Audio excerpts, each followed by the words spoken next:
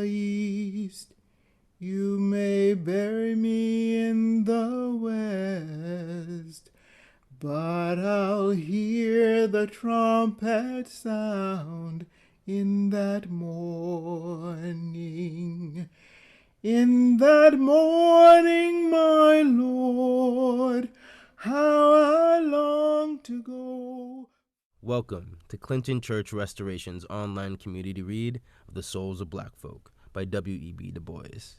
The mission of Clinton Church Restoration is to create an African American heritage site and cultural center at the historic Clinton AME Zion Church in Great Barrington, Massachusetts, where W.E.B. Du Bois was born and raised.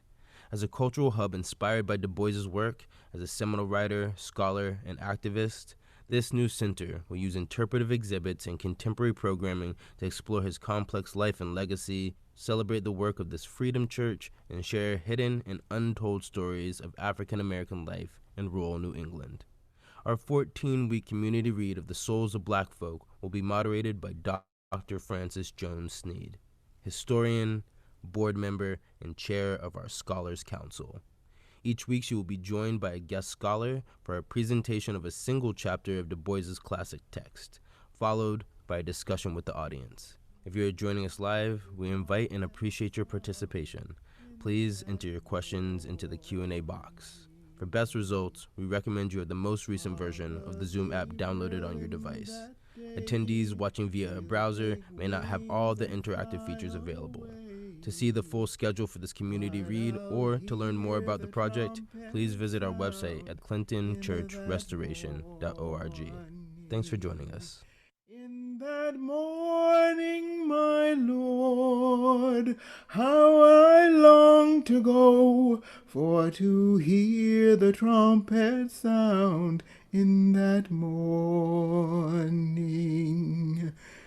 You may bury me in the east, you may bury me in the west, but I'll hear the trumpet sound in that morning.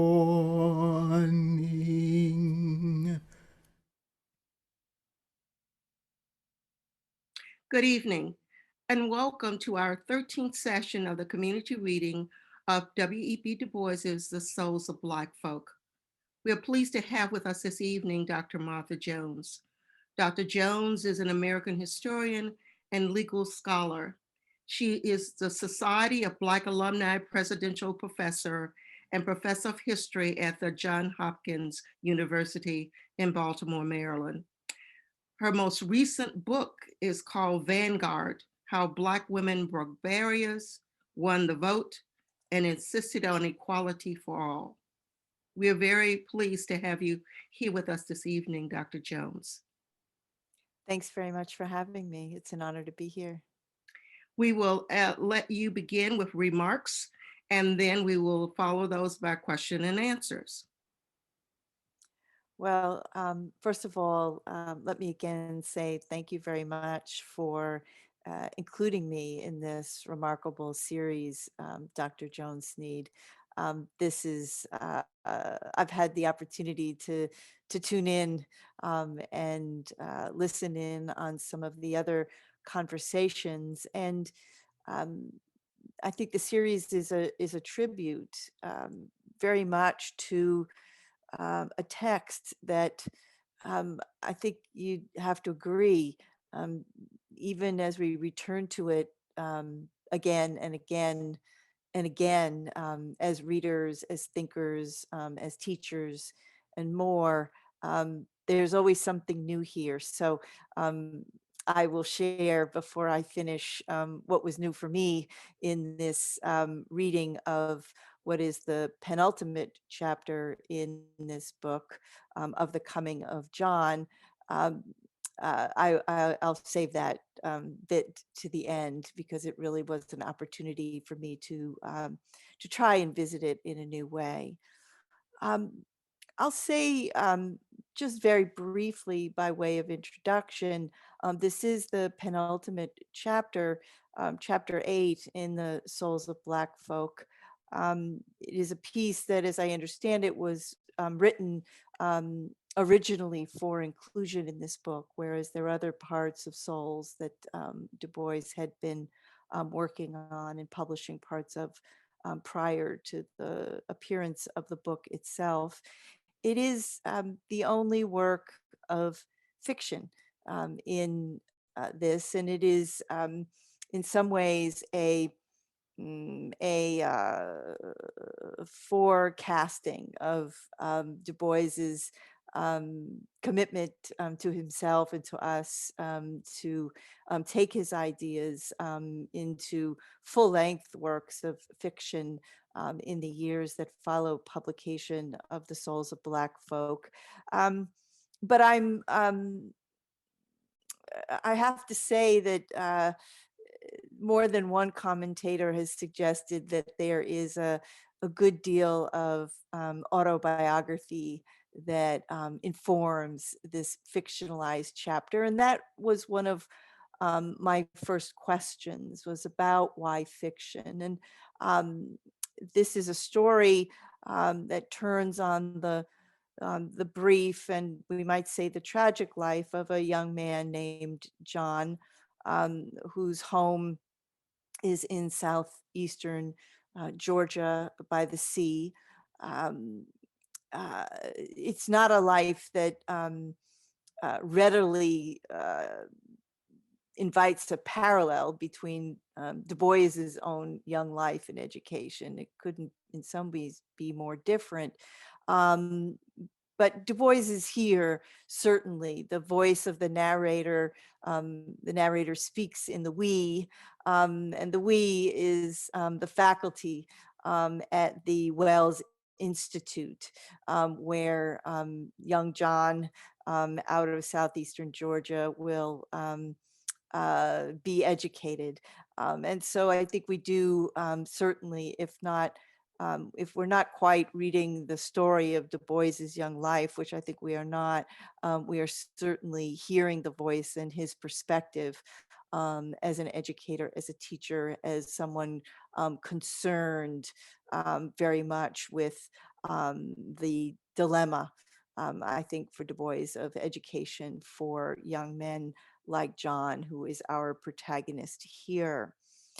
Um, I think the other reason why fiction is that it permits Du Bois to be much less historical, much less sociological in his approach to his subject, to avoid, I think, the limits of his own vantage point, the limits of his own experience, and invite us into the interior life of this young man, John. Um, and I would say for me, most importantly, because I'm a historian reading a work of fiction, um, maybe I should start with an apology or at least a disclaimer that I think that someone who comes to this from a vantage point that is the immersion in the literature of the period would offer a different read. I think the reading I want to offer um, to us this evening is one about the ways in which I think um, Du Bois using this essay of the coming of John as a way of reflecting on, of meditating on, of inviting us to um, move beyond the historical and the sociological as we think about the afterlife of slavery, as we contemplate the years after the collapse, the failure, the assassination of Reconstruction and that experiment in interracial democracy in the United States.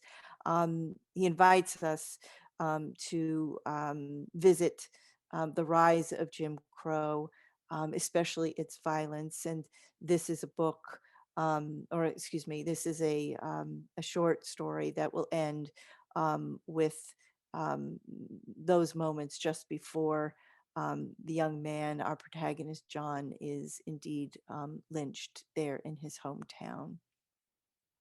I want to lastly say, by way of introduction, that this is not a chapter that I have often enough read or taught.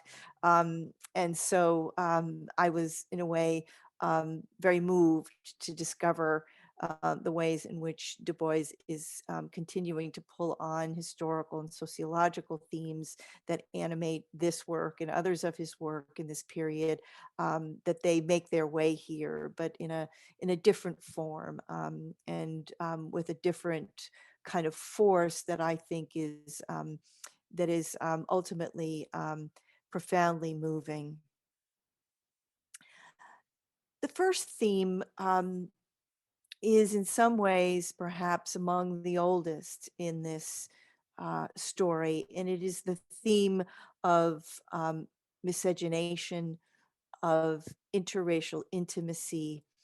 And Du Bois brings us to what I'll talk about in a moment, which is the fact, the scourge of lynching, helps us to understand that very much as rooted in the strictures against both legal and cultural, and the denigrations associated with the notion that Black and white Americans might not only mix, but might mix intimately. The prohibition, the um, the characterization and mischaracterization of miscegenation in the United States has a long history in one sense, but has become only by the 1860s a topic of political concern. It is in the second run for the presidency of Abraham Lincoln, when Lincoln's opponents will brand both the candidate himself and, more importantly, the Republican Party as um, uh, allies to abolitionists who have long been accused of, um, in fact, not having much concern with the abolition of slavery, and having much more concern with, if you will, opening the door, paving the way for Black American men to have access to the bodies, to the intimacies of white American women. So miscegenation is not only a descriptive term by the middle of the 1860s, it is a pejorative and a denigrating term, and it will animate American politics beginning in 1864 and continue importantly into the moment that Du Bois brings us to at the end of the 19th century and in the story of John. There are two critical scenes in this story. The first is takes place in New York City when John, who has now completed his studies at the Wells Institute, is invited to take an opportunity to visit New York City as part of a fundraising trip to support the school. John is deeply moved by New York, by its scale, by its masses of people, and finds himself somewhat unwittingly in a theater where he is seated next to a couple, a white American couple. And during the performance, he inadvertently brushes against the arm of the young woman seated next to him, and in short order is at the behest of her companion, um, escorted out of the theater, refunded the price of his seat under the pretense that the seat had been sold to another patron before he had visited the box office box, the ticket box. But this is the introduction in this essay by Du Bois of the specter of miscegenation, this um, situatedness of white womanhood as a symbol for the American South, and the preservation, if you will, of the purity of white women as the rationale, the undergirding for the destruction of Reconstruction, the rise of Jim Crow, and the violent regulation of African American men. It is a very subtle introduction of this issue, but it nonetheless is one that situates this story very much in historical time. The second encounter that I myself would frame as uh, still drawing upon the theme of miscegenation is one of the last of the scenes in this story. John has returned to his hometown. He has um, tried his hand at running the local African American schoolhouse, and he has been expelled from his position, accused of teaching more than the rudimentary, teaching freedom and incendiary ideas, including the philosophies of the French Revolution. Um, John is somewhat despondent and confused in the wake of having been dismissed, and heads to meet up with his sister Jenny, who is a domestic worker and has remained in their town. And on his way to meet Jenny, he indeed does encounter her, but she is fending off an attack by a young white man, also named John, and a childhood playmate, and now nemesis of our protagonist.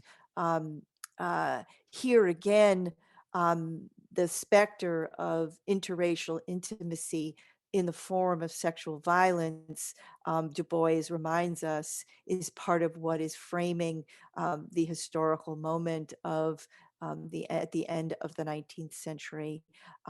Now, a truth being revealed in this second scene, which is that while there is an important fiction, largely a fiction being constructed about the desires that Black men have for white women, the truth in the story is revealed when John finds his sister Jenny um, uh, being accosted, and he will indeed defend her and kill um, the other John, leading to the final scene, the scene of his lynching. So Du Bois is telling us something about the afterlife of slavery and the ways in which old ideas, old constructs, old rationales, um, rather than having been vanquished or faded away, are being reemerging, are animating um, the lives of young Black Americans like John and like Jenny. These scenes take us, as I have alluded to what I think is a major theme in this story, and that is the violence that is lynching. If I'm not mistaken, in 1903, when Souls is published, lynching in the United States is reaching a tragic pitch. More than 90 Black Americans recorded as having been lynched in this year alone. For Du Bois, um, lynching and the suppression or the regulation, the defense against lynching is a part, certainly, of his nascent politics in these years. But in this story, it is also the very much the lived fate, almost, I think, in the telling of this story, the inevitable fate of a young man like John, who has left rural Georgia, been educated at a historically, what today we would call a historically Black institution, has not only seen, but has been moved by New York. Even as he returns to rural Georgia with a deep commitment to um, uh, his commitments there, there is a way in which he is a kind of impossibility, not fully understood by Black Americans who have known him all his life, and feared, abhorred, and more by white Americans in his small town, who perceive in John um, a threat that must be extinguished.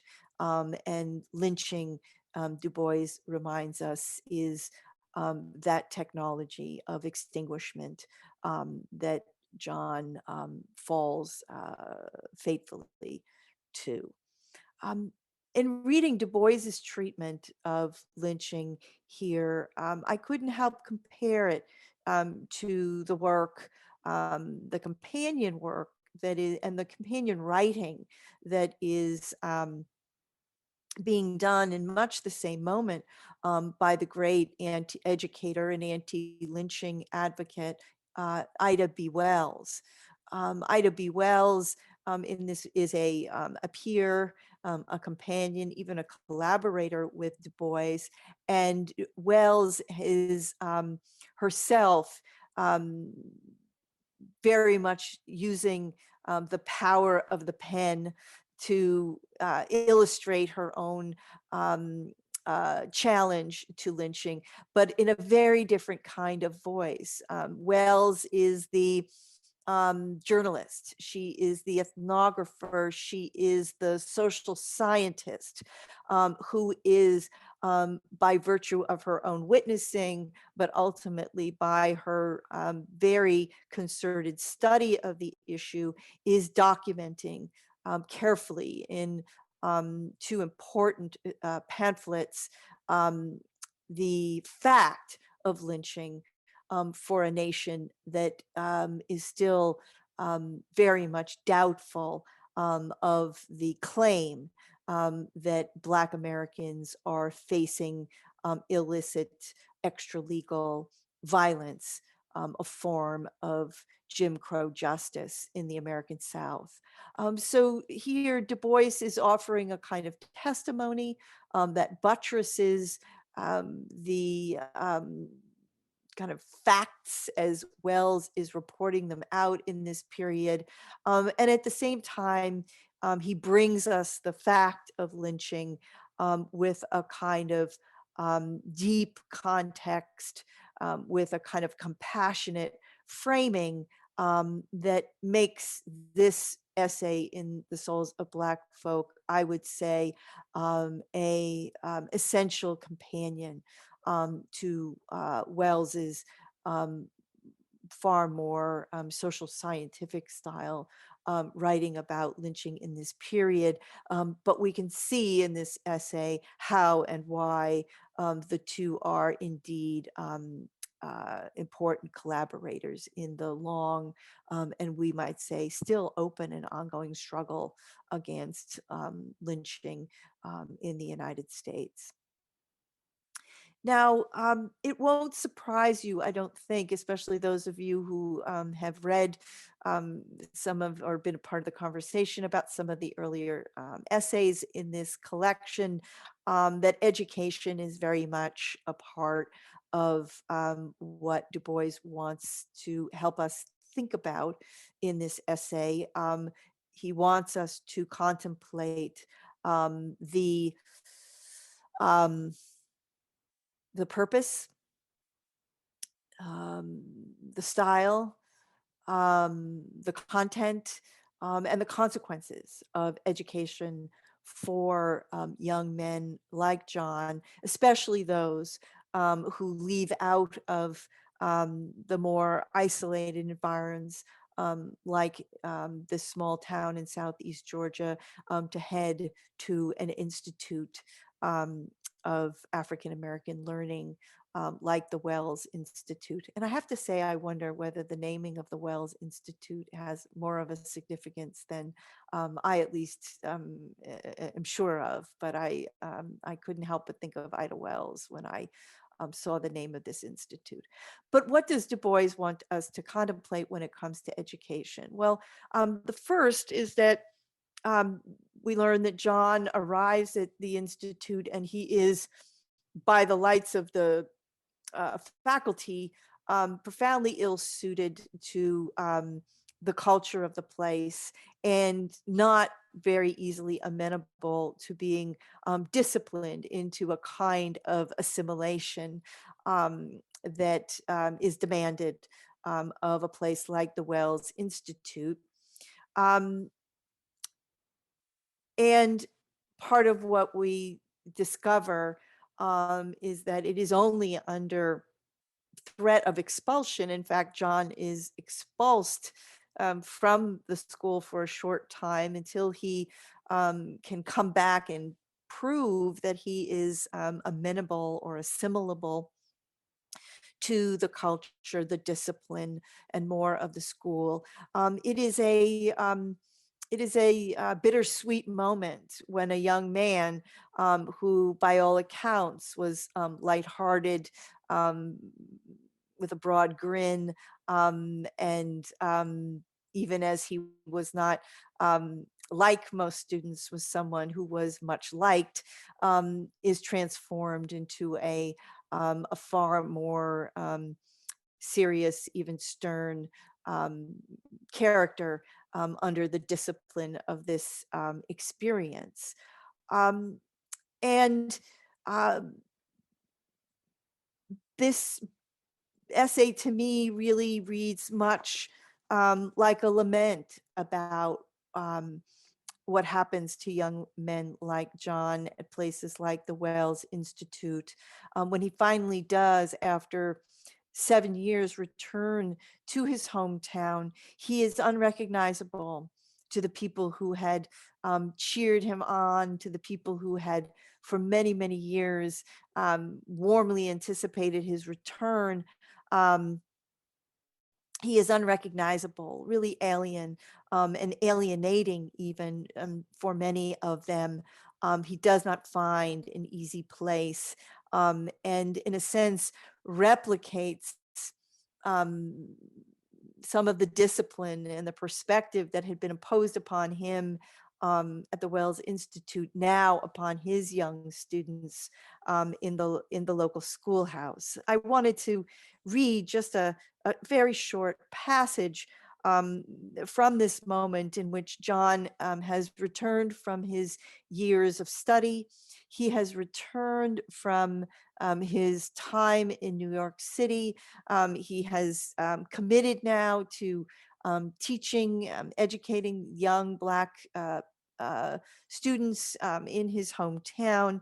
But this is an exchange with his sister, Jenny, and who has observed herself, the changes in her brother, even as she is deeply, deeply devoted to him. She says, John, does it make everyone unhappy when they study and learn lots of things? He paused and smiled. I'm afraid it does, he said. And John, are you glad you studied? Yes, came the answer slowly but positively. She watched the flickering lights upon the sea and said thoughtfully, I wish I was unhappy. And, and, putting both arms around his neck, I think I am a little, John. There's so much in this short passage for me, but it suggests, I think, Du Bois's view that there is something in this historical moment, certainly um, irreconcilable, irreconcilable about um, a figure like John, irreconcilable about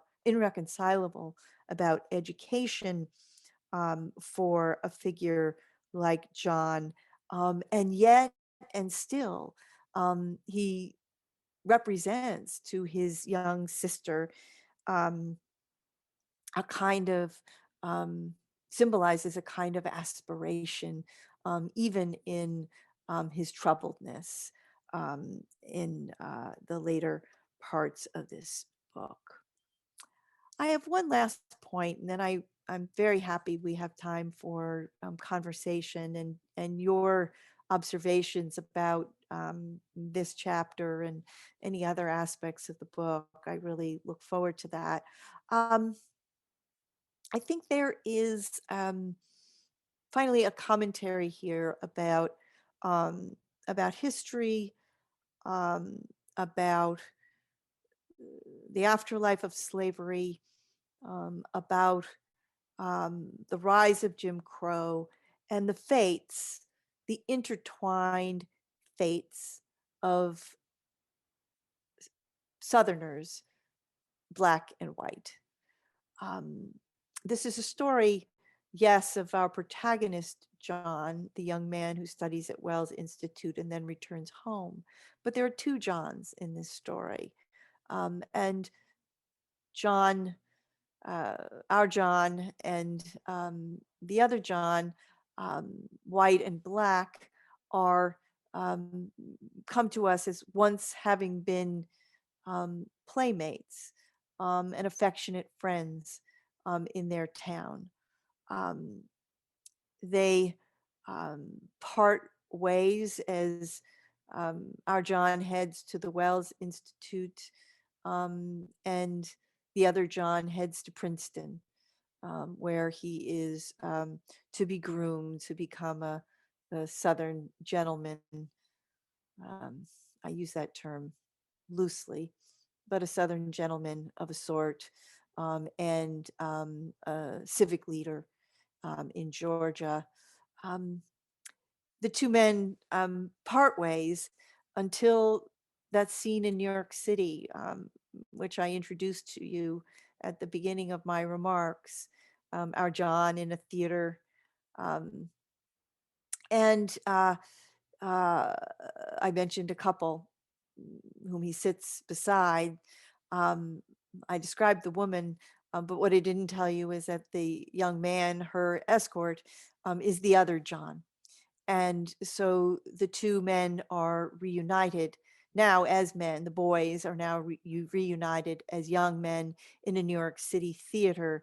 And it is the other John who calls upon the usher to remove our John from the theater under that cloud, that threat of um, specter of miscegenation as he brushes the arm of the young woman.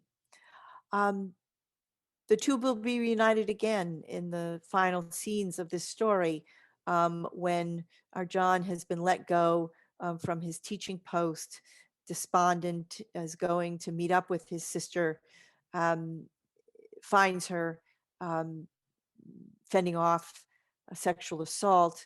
Her assailant is the other John. And our John will strike and kill um, the young man from Princeton, only to then um, return to the scene and wait to meet his fate, which is, in Du Bois is telling, his lynching. For me, it is an allegory, right, for the intertwined fates um, of Black and white Southerners, that slavery, its legacies, anti Black racism, the violence of lynching, and more is all a scourge that is, yes, being visited upon Black Southerners, upon our John, his family, his community. But in Du Bois's telling, it is also a scourge that is visited upon the families of the lives and the families and the community of white Southerners. And this John, the young man educated at Princeton who has returned, his father hoping to elevate him to the highest echelons of leadership in the state of Georgia, he too is destroyed in this story. Neither he nor our John will survive to make and remake the South. This, I think, is Du Bois's message to white Americans, a message about their own vulnerabilities, their own fragilities, and the price that white Americans also pay for their role in constructing a world that is moved, regulated, and animated by anti-Black racism and violence, the violence of lynching and sexual violence. Now, I'm about done. And I hope that there's some in my remarks that um, is stimulates our conversation. But I promised to tell you one thing that was new for me about this reading of Souls of Black Folk. And it was that in my earlier readings, I had never paid much attention or contemplated the role uh, that the music, and in particular the opera Lohengrin by Richard Wagner plays in this piece. It is Wagner and Lohengrin that Du Bois, excuse me, that the Johns have come to hear in that theater in New York City. It is a quote from the same opera, and the sound of the wedding march, Wagner's music, that John hears as the lynch mob approaches. So this weekend, I watched a 3+ hour long production, very recent production out of Berlin of this opera, hoping that I might understand better how and why Du Bois framed this essay with that remarkable piece. My confession is that I don't have a conclusion, and I don't have an answer to that question. So among the things I hope is that this evening we have among us perhaps some folks more familiar with and insightful about this aspect of the story. It certainly was important to Du Bois, who was a great admirer, an appreciator of Wagner, and who, in fact, in the 1930s will himself go to Germany for the Wagner Festival. I wasn't quite able to get there in this reading, but it's just one more reason, of course, to come back to this remarkable essay and this remarkable collection again and again. So I want to say thank you again to everyone associated with the Clinton Church restoration. Thank you especially to my friend and colleague, Dr. Francis Jones-Sneed. And I look forward to hearing how this essays, its themes and more have struck all of you in this wonderful reflection on the souls of Black folk. So thank you very much. Thank you, Dr. Jones, for that really great reading from um, the Souls of Black Folk. And I guess the first question that you had about that chapter is the first question that many people have about the chapter. Why does Du Bois choose fiction to get his point across in this manner, in this kind of essay? And how does that impact of fiction get over the kind of meaning that Du Bois wants to give to us in this essay? And I agree with you. Each time I read a chapter of Du Bois, and I'm not sure how many times I've read Souls of Black Folk, but each time it gives me new meaning. And so that's the reason why I think it's such a rich text to kind of look at. I'm going to start with my first question while others are adding their questions. Um, how do you see this chapter connecting with contemporary times in any way? Mm. Oh, that's such a good question. Um, I would say that uh, John's dilemma is not a dilemma that we have outgrown or outlived. Um, if For many of us, Du Bois's metaphor of double consciousness, of the two-ness of African American identity, of African American life, um, reads as, if not timeless, very contemporary. I think John's dilemma about where do I fit? How do I fit? Is there a place for me? Is a question that we can still ask.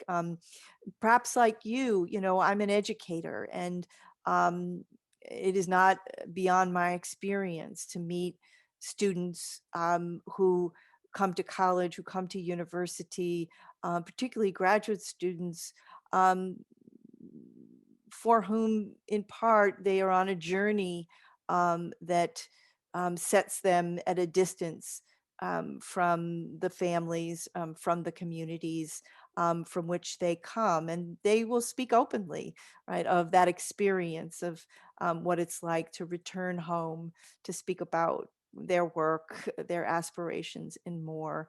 And so I think there's a way in which, while I think we perhaps know more than John might have, in the sense we have a set of defenses and conventions and a cultural framework that doesn't require us then to become sad, right? In the way John is sad. We do, I think, still recognize that that challenge is a timeless part of this story. Yes, I know that you are part of the new PBS series on the Black church. And here again, Du Bois brings in the Black church and Yeah. how the Black church somehow does not support John. It sees John as an interloper and not part of the community anymore. Um, do you see that as a serious look at the Black church at that point in period of time in the South? I'll tell you what resonated for me in that scene. And this is a scene, John has returned, and now the community is going to gather for a celebration. And there's a little tussle, right? Who's going to host this festival in honor of John? Will it be the Baptists or the Methodists or the Presbyterians? And the Baptists win out. And John is invited into the pulpit. Um, and that's where the trouble begins, in a sense, because John really um, is no longer uh, what's the word? He's no longer enthralled by the distinction between the Baptists and the Methodists and the Presbyterians. I think the line is something like, "What does it matter whether you're baptized in a sink or you're baptized in the pool?" or something like that, right? And this is blasphemous, right? In this cultural context. And while he doesn't remember or quite understand the preacher's words, he knows that he's been excoriated. And so, and that resonated with me because I can remember being a student of African American, not religion, but of church politics. And one day giving a talk where I elided the difference between the AME church, the AME Zion church, and the CME church.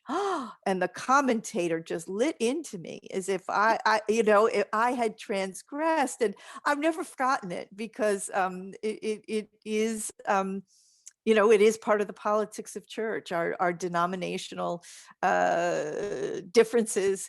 And John is someone who's come back, not really heeding those differences any longer and not having much respect for them. And that is part of what puts him at odds with the local folks. Yeah, I agree.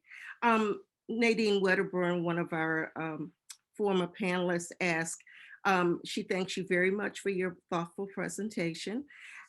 She says, this essay seems to foreshadow the experience of many Black students today who aspire to achieving higher education as a mean of upward social mobility, but find themselves unsupported when they arrive on predominantly white college and university campuses all across the country. Would you agree? I look forward to hearing your thoughts. Yeah, thank you. Thank you so much for that. Du Bois goes to some lengths to show us how John, newly arrived from rural Georgia, appears in the eyes of his peers, other students, and certainly in the eyes of his faculty. And it is remarkable because it is not a story of, a gentle, um, a gentle education or incorporation, or it's a brutal story. John is expelled for a time because he cannot comport with rules that he doesn't even recognize exist.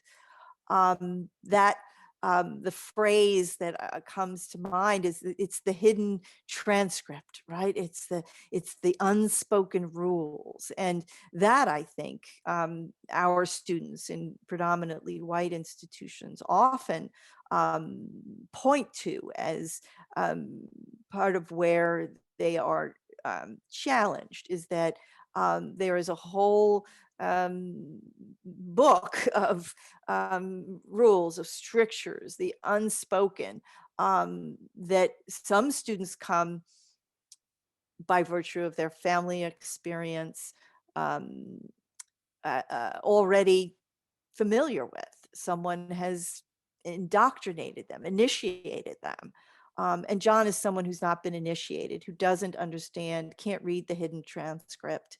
And only when he is advised that he's being expelled, he will stop out, as we say today, and then return a changed young man. But it's only when, it seems to me, it's only when he's expelled that someone finally explains to him that he has not learned how to comport himself in ways that are compatible with the aspirations and the image that this institution has for itself, and for the students that it produces. That's very interesting. It seems that there's been an upsurge of applications to historically Black colleges and universities since 2020.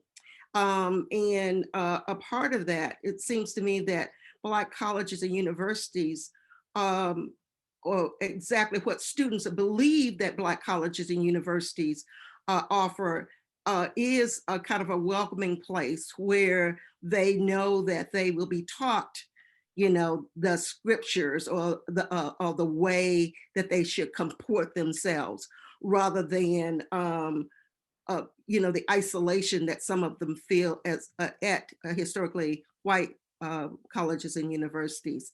And so I think that that comes as a surprise to many, that this generation of young people are now returning to what their parents and grandparents had to go through because of the Jim Crow South. And there were no other places that one could go except those schools. So. Yeah, I mean, what will follow in the decades to come in the wake of the publication of The Souls of Black Folk is a sociological analysis that posits um, young Black people who are most proximate to white Americans as um, suffering the greatest injury when it comes to racism.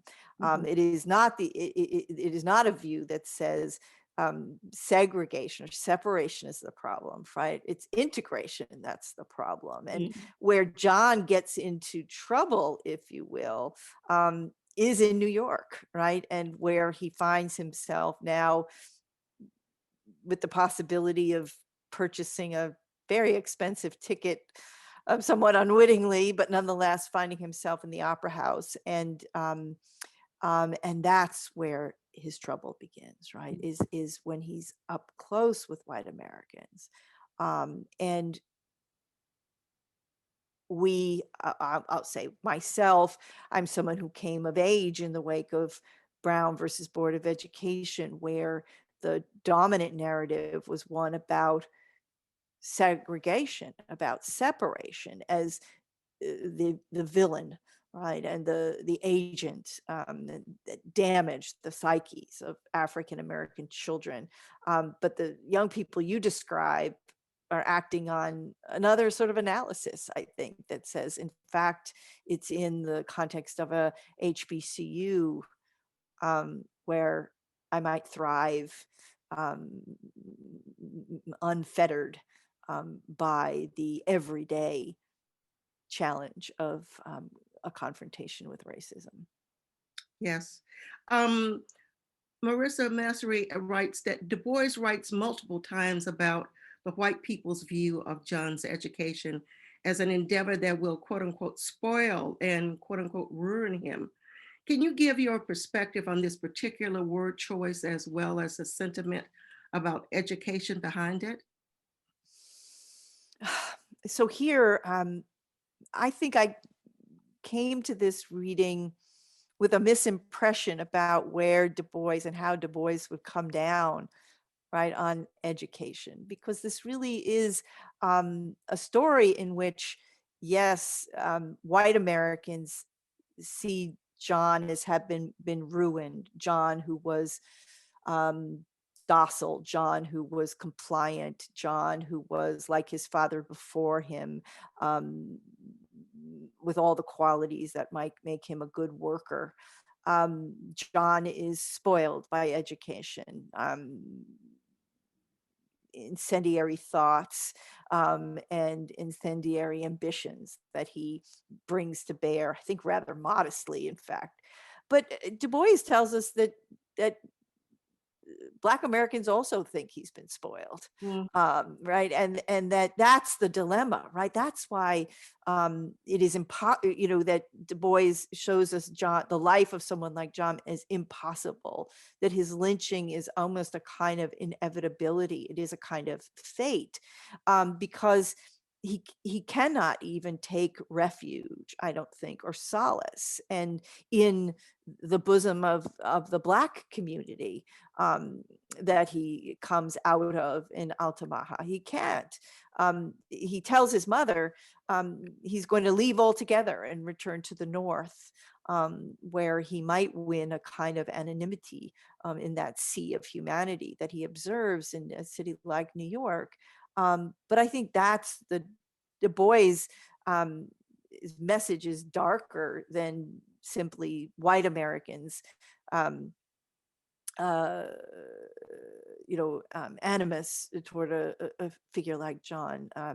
Black Americans too um, hold him in a kind of disdain. Yes.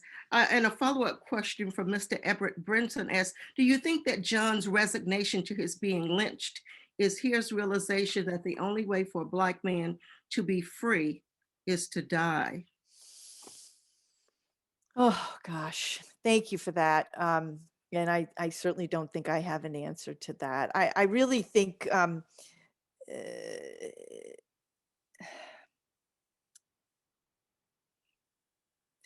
it's a very there's a lot going on in that final scene. And John, we easily surmise, is about to be in the hands of a lynch mob. But John himself, as the story is narrated, misperceives or perceives the mob in more than one way, right? And he hears the refrain from the wedding song in Wagner's opera. And that's the part I think that I don't quite know how to interpret, right? That John in his last moments is not fatalistic. He's, I don't know how to characterize his state of mind.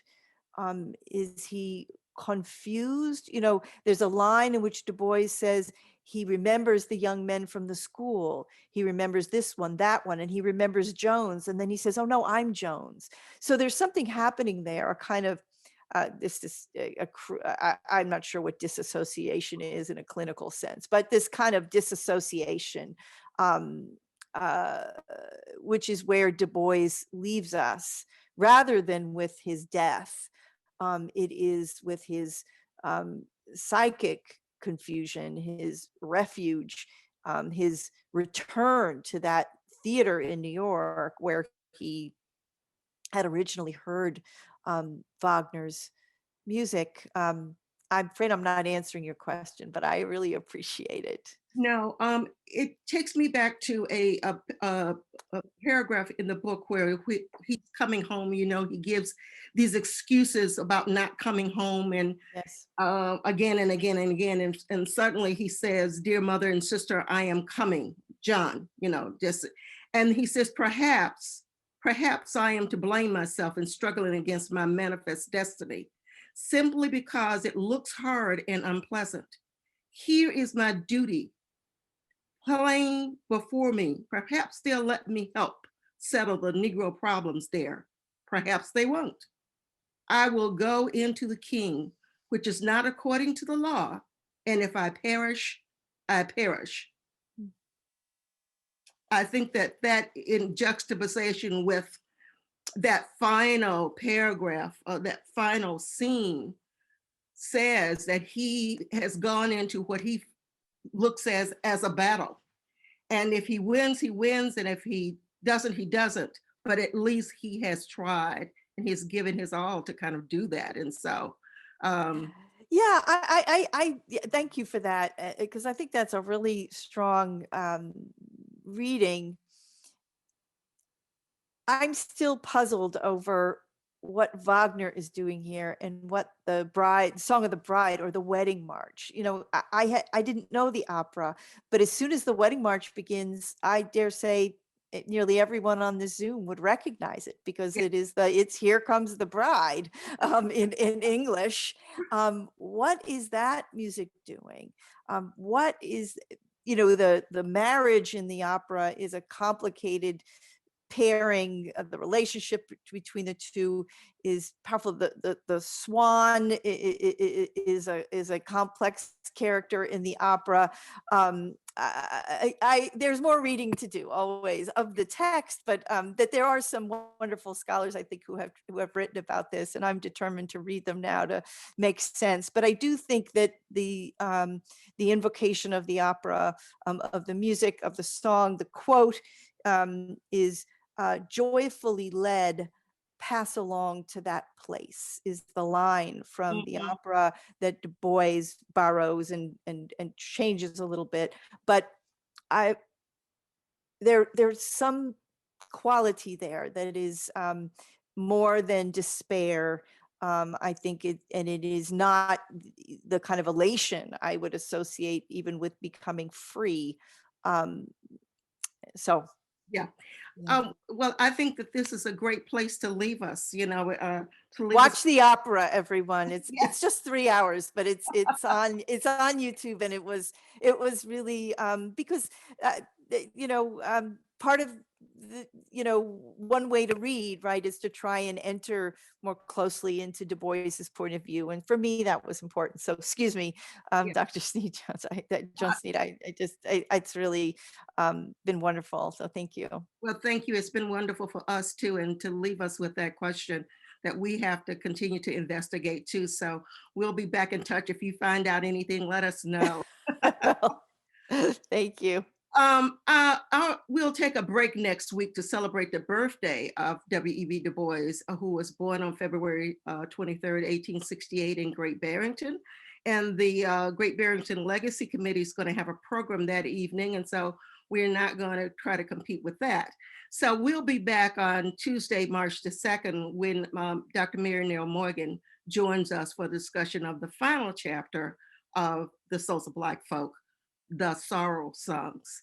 So we will now listen to a message from Clinton Church Restoration, and we'll see you on March 2nd.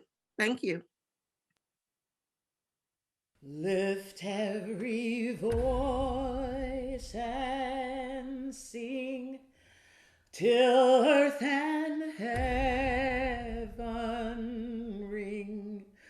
Ring with the harmonies of liberty. Let our rejoicing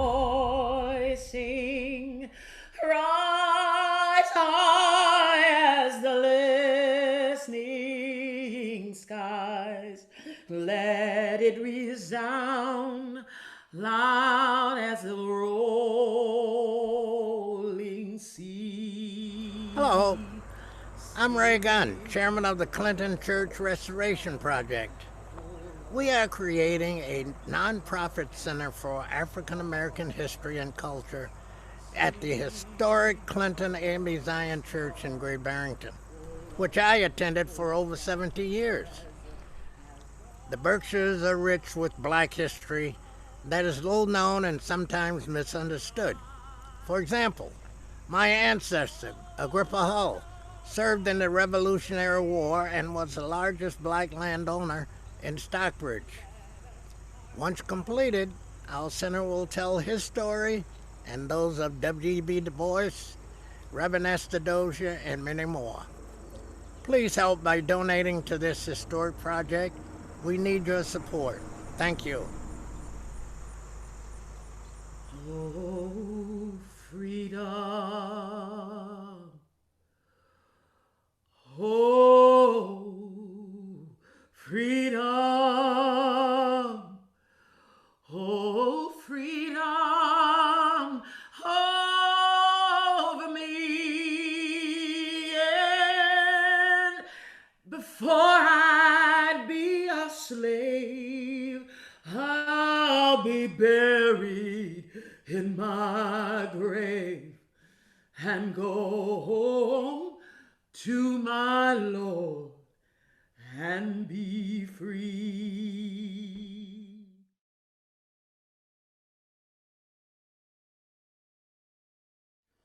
Oh, there's no hiding place down there. Oh, there's no hiding place down there. See, I went to the rock to hide my face. Rock cried out, no hiding place, no hiding place down there. Gonna pitch tent on the old campground. Pitch my tent on the old campground. Gonna pitch my tent on the old campground. Give that devil another round. No hiding place down there. See, there's no hiding place down there. Oh, there's no hiding place down there. See, went to the rock to hide my face. Rock cried out, no hiding place, no hiding place down there. No hiding place down there. Oh, there's no hiding place down there.